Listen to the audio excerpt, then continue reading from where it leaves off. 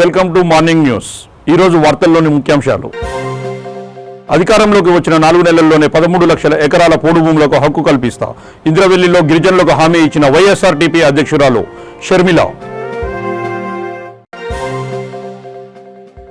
సమాజ శాంతి భద్రతల కోసమే కమ్యూనిటీ కాంట్రాక్ట్ ప్రోగ్రాంలు ఇంటింటికి తిరుగుతూ సోదాలు నిర్వహించామన్న గోదావరికని ఏసీపీ గిరిప్రసాద్.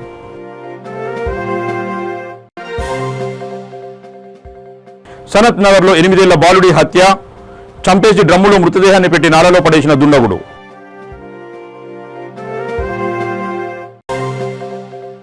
అల్లా దీవెనతో సీఎం కేసీఆర్ భారత ప్రధాని కావాలి. మసీదు ప్రారంభించినట్లు తెలిపిన PSCS chairman Narayana Reddy. News details.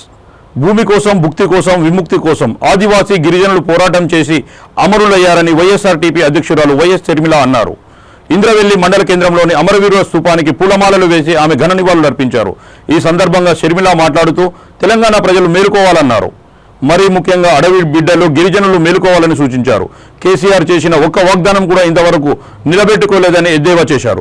బంగారు తెలంగాణ అని మాటిచ్చి బంగారు తెలంగాణ అయిందంటే కేసీఆర్ కుటుంబానికే తప్ప ఇంకెవరికీ కాలేదన్నారు. వైఎస్ఆర్ తెలంగాణ పార్టీ ఎస్టీల పక్షాన నిలబడుతుందని వాగ్దానం చేస్తున్నానని హామీ ఇచ్చారు. ప్రజలు ఆశీర్వదిస్తే వైఎస్ఆర్టీపీ అధికారంలోకి వచ్చిన 4 నెలల్లోనే 13 లక్షల ఎకరాల పోడు భూములకు హక్కు కల్పిస్తామని రాజశేఖర్ రెడ్డి బిడ్డగా హామీ ఇస్తున్నా అని తెలిపారు. తెలంగాణ ప్రజలు మేలుకోవాలి, మరి ముఖ్యంగా అడవి బిడ్డలు, గిరిజనులు మేలుకోవాలి. కేసీఆర్ గారు చేసిన ఒక్క వాగ్దానం కూడా ఇంతవరకు నిలబెట్టుకోలేదు. బంగారు తెలంగాణ అని మాటిచ్చి బంగారు తెలంగాణ అయ్యింది అంటే కేసీఆర్ గారి కుటుంబానికి తప్పితే ఇంకా ఎవరికీ కాలేదు. అందుకే ప్రజలందరూ మేలుకోవాలి. వైఎస్ఆర్ తెలంగాణ పార్టీ ఎస్టీల పక్షాన నిలబడింది, నిలబడుతుంది. మళ్ళొక్కసారి వాగ్దానం చేస్తున్నాం, మీరు ఆశీర్వదించిన రోజున వైఎస్ఆర్ తెలంగాణ పార్టీ అధికారం లేకొచ్చిన 4 నెలల్లోనే 13 లక్షల ఎకరాల ఇప్పటికే పోడు భూముల కోసం అప్లికేషన్లు పెట్టుకున్నారు. మొత్తం అధికారం లేకొచ్చిన 4 నెలల్లోనే 13 లక్షల ఎకరాల పోడు భూమికి మేము హక్కు కల్పిస్తామని రాజశేఖర్ రెడ్డి బిడ్డ వైఎస్ఆర్ తెలంగాణ పార్టీ తరఫున మాటిస్తుంది. అంతేకాదు ఎస్టీలకు, గిరిజనులకు, అడవి బిడ్డలకు చదువు సౌకర్యం లేదు, ఉద్యోగాలు లేవు, ఇల్లులు లేవు, కనీసం కరెంటు బాత్రూములు కూడా లేకుండా ఎంతో మంది బతుకుతున్నారు. వాళ్ళందరికీ విద్య అయినా, వైద్యమైన, ప్రతి విధంగా ఉద్యోగాలకైనా వైఎస్ఆర్ తెలంగాణ పార్టీ అండగా నిలబడుతుంది. రాజశేఖర్ రెడ్డి బిడ్డ ఎలాగైతే రాజశేఖర్ రెడ్డి గారు 3,30,000 ఎకరాలకు హక్కు కల్పించారు, మిగిలిన భూమి అంతటికి రాజశేఖర్ రెడ్డి బిడ్డ హక్కు కల్పిస్తుందని మనస్ఫూర్తిగా మాటిస్తున్నాం. సమాజ శాంతి భద్రతల కోసమే కమ్యూనిటీ కాంటాక్ట్ కార్యక్రమాలు నిర్వహిస్తున్నామని గోదావరికని ఏసీపీ గిరిప్రసాద్ అన్నారు. ఈ మేరకు పెద్దపల్లి జిల్లా గోదావరికని, ఇందిరానగర్ పరిసర ప్రాంతాలలో 1 టౌన్ పోలీసుల ఆధ్వర్యంలో తెల్లవారుజామున కమ్యూనిటీ కాంటాక్ట్ కార్యక్రమాన్ని నిర్వహించారు. ఈ సందర్భంగా 70 మంది పోలీసు సిబ్బంది ఇంటింటికి తిరుగుతూ సోదాలు నిర్వహించి అక్కడున్న సమస్యలను అడిగి తెలుసుకున్నారు. ఈ సందర్భంగా ఏసీపీ గిరిప్రసాద్ మాట్లాడుతూ గంజాయి తాగే పిల్లల విషయంలో కౌన్సిలింగ్ ఇస్తామని, అలాగే ఎలాంటి నేర సంఘటనలు జరగకుండా సీసీ కెమెరాలు ఏర్పాటు చేస్తామన్నారు. చదువు మధ్యలో ఆగిపోయిన పిల్లలకు తిరిగి చదివేందుకు తగిన ఏర్పాట్లు చేస్తామన్నారు. ఎలాంటి ధృవీకరణ పత్రాలు లేని 50 వాహనాలను సీజ్ చేశామన్నారు. అపరిచిత వ్యక్తులు, అసాంఘిక కార్యకలాపాల నివారణకు ప్రజలు పోలీసులకు సహకరించాలని ఏసీపీ సూచించారు.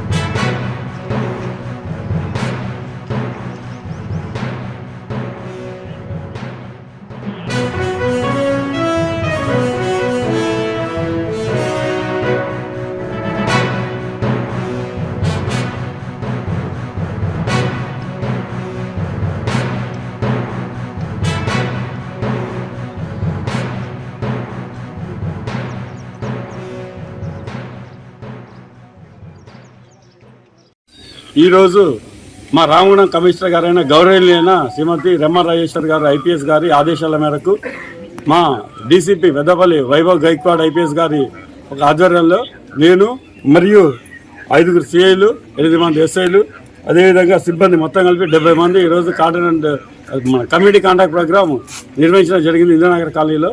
దీనిలో భాగంగా మనకు 42 2 వీలర్స్, 6 3 వీలర్స్, ఒక 4 వీలర్, ఓవరాల్గా 49 వెహికల్స్ మనం సీజ్ చేయడం జరిగింది. వీటికి ప్రాపర్ డాక్యుమెంట్స్ ఉన్నాయా లేదా చూసి దాన్ని ఉంటే వాళ్ళకి ఇవ్వడం జరుగుతుంది, లేని వాటికి ఫైన్ చేసి వాళ్ళకు అప్డేట్ చేయడం జరుగుతుంది.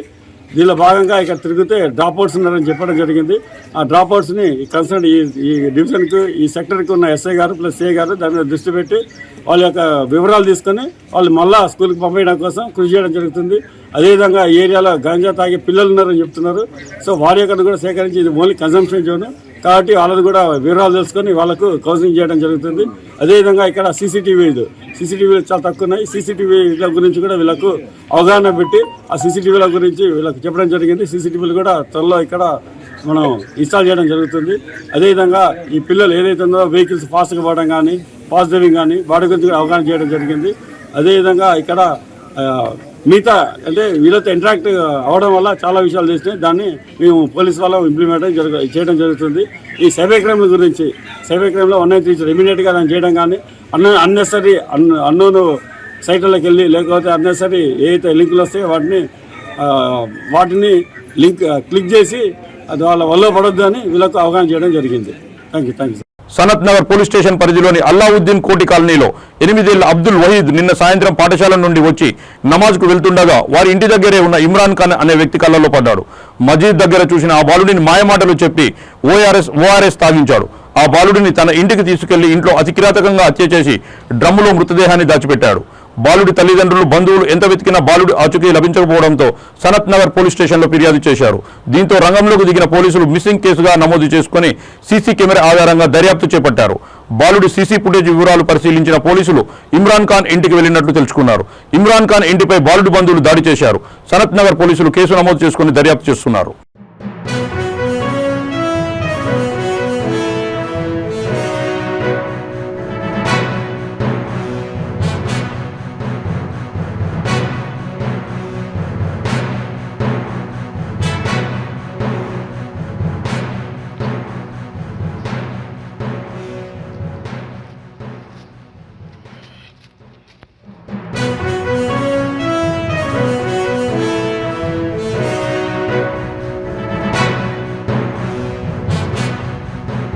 आठ साल का बच्चा, मेरा छोटा बच्चा, ले जाके उसको ओआरएस पिला के ऐसा करा, मार के डब्बे में बंद करके रख के आया डब्बे में। अल्लाह, मेरा बच्चा नमाज को गया था, वहाँ से लाया मस्जिद में से बच्चे को मेरे।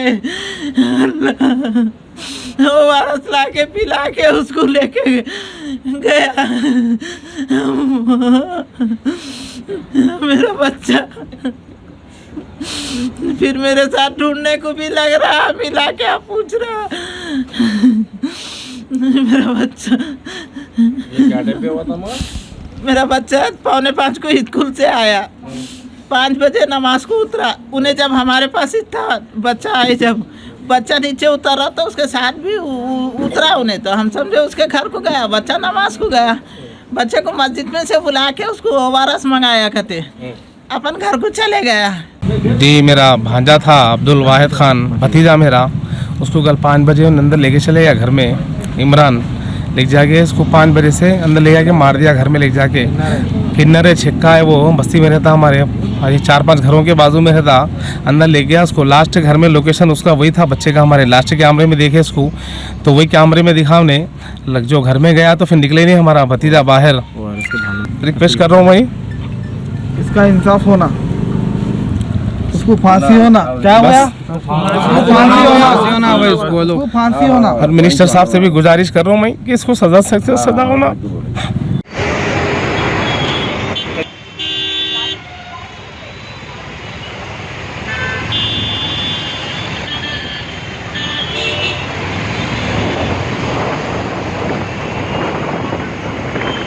పెద్దపల్లి జిల్లా మంతని నియోజకవర్గ కేంద్రంలో దాదాపు 300 కుటుంబాలకు చీరలు, పోషకాహార పదార్థాలను బీఆర్ఎస్ రాష్ట్ర నాయకులు కాటారం పిఎస్సిఎస్ చైర్మన్ చల్లా నారాయణ రెడ్డి అందజేశారు. నియోజకవర్గ ముస్లిం సోదరులకు ఆయన రంజాన్ పండుగ శుభాకాంక్షలు తెలిపారు. మైనారిటీ సంక్షేమానికి టీఆర్ఎస్ ప్రభుత్వం పెద్దపీట వేస్తుందని చల్లా నారాయణ రెడ్డి అన్నారు. రంజాన్ పర్వదినాన్ని పురస్కరించుకొని మంతని పట్టణంలోని జామా మసీద్, పెద్ద మసీదులో ముస్లింలకు రంజాన్ తోఫా ఇఫ్తార్ విందు అందజేశారు. అనంతరం వారు మాట్లాడుతూ అల్లా దీవెనతో సీఎం కేసీఆర్ భారత ప్రధాని కావాలని ప్రార్థించినట్లు చల్లా నారాయణ రెడ్డి వెల్లడించారు.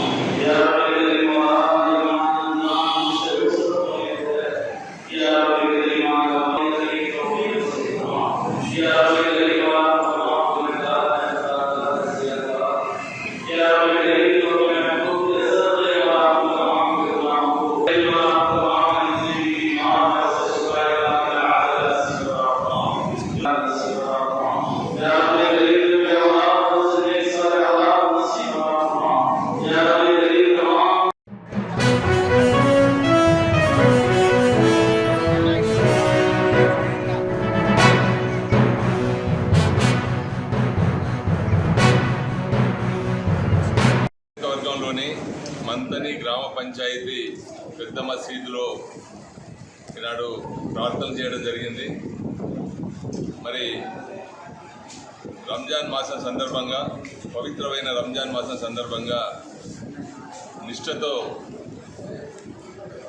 ఉపవాస దీక్షలు చేస్తున్నటువంటి ముస్లిం సోదరిమణులకు రంజాన్ శుభాకాంక్షలు తెలియజేస్తా ఉన్నాను. ముఖ్యంగా తెలంగాణ ప్రభుత్వం వచ్చిన తర్వాత గౌరవనీయులు కేసీఆర్ గారు ముఖ్యమంత్రి అయిన తర్వాత ముస్లింల గౌరవాన్ని పెంచారు. రిజర్వేషన్ విషయాలు కానివ్వండి, షాదీ ముబారక్లో కానివ్వండి. షాదీ ముబారక్ అయితే ఆడపిల్లల పెళ్లిళ్ళు చేసి దాదాపుగా రాష్ట్రంలో 2 లక్షల మందికి పెళ్లి కానుక ఇవ్వడం జరిగింది. అదేవిధంగా మైనార్టీ స్కూల్స్, రెసిడెన్షియల్ స్కూల్స్ దాదాపుగా 160 రెసిడెన్షియల్ స్కూల్ పెట్టి మరి 6,730 కోట్ల రూపాయలు కేటాయించడం జరిగింది. ఇంత పెద్ద మొత్తంలో ఎప్పుడూ ముస్లిం సోదరులకి చరిత్ర 70 సంవత్సరాలు ఇప్పుడు అందనటువంటి మరి సౌకర్యాలు చేయడం జరుగుతుంది. స్కాలర్షిప్లు ఇస్తూ ఉన్నారు, అదేవిధంగా షాదీ ఖానాలు కడతా ఉన్నారు, మరి మసీదులు డెవలప్ చేస్తూ ఉన్నాడు. జగిత్యాల జిల్లా మెట్పల్లిలోని బిస్మిల్లా మసీదులో ఇఫ్తార్ విందులో కోమిరెడ్డి పాల్గొన్నారు. ఈ సందర్భంగా ఆయన మీడియాతో మాట్లాడుతూ తన తండ్రి కోమిరెడ్డి రాములు కొన్ని రోజుల క్రితం మరణించడంతో ఆయన ఆత్మశాంతి కోసం ప్రార్థనలు జరిపినట్లు ముస్లింలకు తాను రుణపడి ఉంటానని అన్నారు. కొమ్మిరెడ్డి రాములపై ఎలాంటి ఆత్మీయత, అభిమానం చూపించారో కొమ్మిరెడ్డి కుమారులైన మా ముగ్గురుపై కూడా మీ ఆదరాభిమానాలు ఉండాలని కోరారు. పవిత్ర రంజాన్ మాసం తమకు తమ కుటుంబ సభ్యులకు సుఖశాంతులు ఇవ్వాలని కొమ్మిరెడ్డి కరంచంద్ అల్లాను వేడుకున్నారు. विनती करता हूं कि आप भी हमारे जो परिवार है आपके दिल में रखिए, हमारे लिए भी दुआ कीजिए। और हम आपसे ये कहना चाहते हैं कि जिस ढंग से वो मुसलमानों के लिए खड़े हुए थे, जिस ढंग से मुसलमान भाइयों के लिए वो लड़ते थे, मैं कसम खा के ये कहता हूँ कि हमारे 3 भाई, हमारी परिवार जो है सदा आपके सेवा में रहेंगे। जब भी आपको कोई भी मुश्किल हो, कोई भी मुसीबत हो, हम आपके साथ खड़े रहेंगे। और आपसे में हमारे को ये उम्मीद है कि आप भी हमारे साथ सुख में दुख में खड़े होंगे। और मैं और एक चीज़ कहना चाहता हूँ, एक कहावत है, जो सुख में साथ देते हैं ना वो रिश्ते होते हैं, जो दुख में साथ देते हैं वो फरिश्ते होते हैं। और इसमें कोई गुंजाइश नहीं है कि आप सब फरिश्ते हो, आप सब हमारे दुख के साथ खड़े थे। जब उनकी बॉडी आई थी पूरे मुसलमान रात भर बैठे थे उनके साथ। वो दूसरी जुम्मा थी शायद, नहीं दूसरी जुम्मा थी। जुम्मा होने के बावजूद भी आप उनके जो अंतिम यात्रा था उसमें आप शामिल हुए। और हमारे को बहुत खुशी हुई आपको आज ये इफ्तार और ताम देखकर। और मैं फिर से एक बार ये कहना चाहता हूँ, కర్నూలు జిల్లాలో టీడీపీ వైఎస్ఆర్ పార్టీ ప్రతినిధుల సవాలుకు ప్రతిసవాలు వేడెక్కిస్తున్నాయి. టీడీపీ నాయకుల రాజకీయ సవాలుకు మంత్రి గుమ్మనూరు జయరాం సై అంటున్నారు. ఇటాకా కంపెనీ భూములను కొన్నది వాస్తవమేనని, తాము రైతు కుటుంబంలో జన్మించాను కాబట్టి కొన్నానన్నారు. మా జగనన్న పాలనలో రైతులకు సకాలంలో వర్షాలు కురిసి సిరుల పంటలు పండించారని తెలిపారు. చంద్రబాబు హయాంలో వర్షాలు లేక అనావృష్టితో రైతులు ఆత్మహత్యలు చేసుకున్నారని, ఆలూరు గడ్డపై 3వ హ్యాట్రిక్ విజయం సాధిస్తామని మంత్రి ధీమా వ్యక్తం చేశారు. ఏం చేశారు వాల్మీకిగా కులస్తుడుగా జయరాం అని అడిగారు. లోకేష్, వాల్మీకి ఏమి ఇచ్చారంటే బానిసత్వం ఏడండి, వాల్మీకిలారా బానిసత్వం రాజకీయం చేయొద్దండి, మోసై కింద నీళ్లు తాగద్దండి, మీసి మెలేసి బతకండి అనేది నేర్పించా మా బోయలకి. ఇంకోటి నేర్పించిన, సంపడం మార్పించినాను. ఎక్కడి చూసినా బోయలు చంపుతారంటారు కదా, ఆ చంపేది మాన్పించా. ఈరోజు మా బోయళ్ళు ఎలా ఉన్నారంటే అందరూ కూడా అన్నదమ్ములుగా, మామ అల్లుళ్ళుగా ప్రతి గ్రామంలో కూడా మాకు ఇందుకైనా పరిపాలన ఏం కావాలా. ఈరోజు మాకు స్వతంత్రం వచ్చిందంటే, ఈరోజు బయట పడుకుంటున్నామంటే ఒక జగనన్న ప్రభుత్వం వచ్చిన తర్వాత హాయిగా ఉన్నాము, ఫ్యాక్షన్ ఎక్కడ లేదని చెప్పేసి మా బోయోళ్ళంతా సంతోషంగా ఉన్నారు.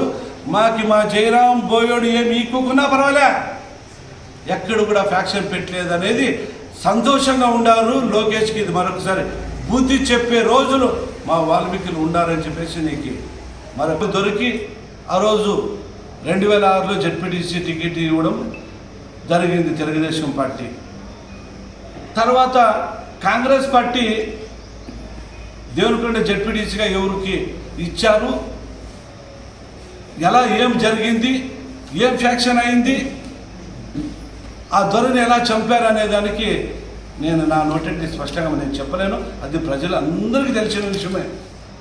అదే కారణంగా కూడా చిప్పిగిరి మండలంలో కూడా జెడ్పీటీసీ తలపట్టించి ఒక ఫ్యాక్షన్ రగిలించాలని ఈ తెలుగుదేశం అయితేనేమి అక్కడ కాంగ్రెస్ అయితేనేమి ఇద్దరికి ఒక నాయకులకి పోటీ పెట్టి ఫ్యాక్షన్ ఆ దేవరకొండ మండలంలో ఎట్లా ఫ్యాక్షన్ రగిలి 430 ఎకరాలు ఆ టైంలోనే వాళ్ళు అమ్మారు. మరి ఆ 430 ఎకరాలు కొని మా బీసీలకి మా బోయలకు పంచాలని చెప్పేసి మరొకసారి వాళ్ళ తరపున నీకు మొక్కి అడుక్కుంటున్నాను అక్క. అధికారంలోకి వచ్చిన 4 నెలల్లోనే 13 లక్షల ఎకరాల పోడు భూములకు హక్కు కల్పిస్తా ఇంద్రవెల్లిలో గిరిజనులకు హామీ ఇచ్చిన వైఎస్ఆర్టీపీ అధ్యక్షురాలు షర్మిల. సమాజ శాంతి భద్రతల కోసమే కమ్యూనిటీ కాంట్రాక్ట్ ప్రోగ్రాంలు ఇంటింటికి తిరుగుతూ సోదాలు నిర్వహించామన్న గోదావరికని ఏసీపీ గిరిప్రసాద్.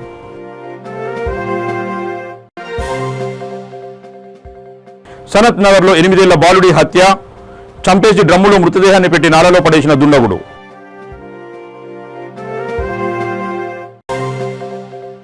అల్లా దీవెనతో సీఎం కేసీఆర్ భారత ప్రధాని కావాలి, మసీదు ప్రారంభించినట్లు తెలిపిన పీఎస్సీఎస్ చైర్మన్ నారాయణ రెడ్డి.